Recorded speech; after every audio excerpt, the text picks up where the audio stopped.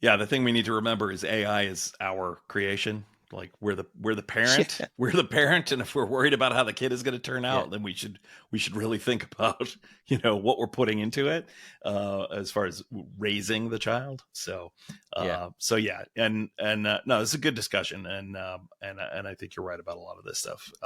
I think there's always going to be people who say no AI, and there's going to be people who embrace it for what it is. And from my standpoint, like I wrote a policy on my website that was I call it my AI and machine learning policy, and it clearly states this is how we will use it, this is how we will not use it, and that's it. And I think that's everybody just needs to do that.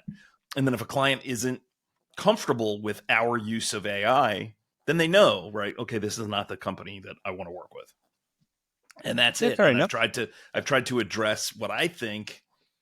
I always try to address, because I'm an indie filmmaker at heart. I always try to address what does that indie filmmaker out there who wants to hire me, what do they want, right? They want to. The reason they're independent filmmakers is because they want to make something that's handmade, that's bespoke, that is unique. They don't want cookie cutter, Gen AI VFX.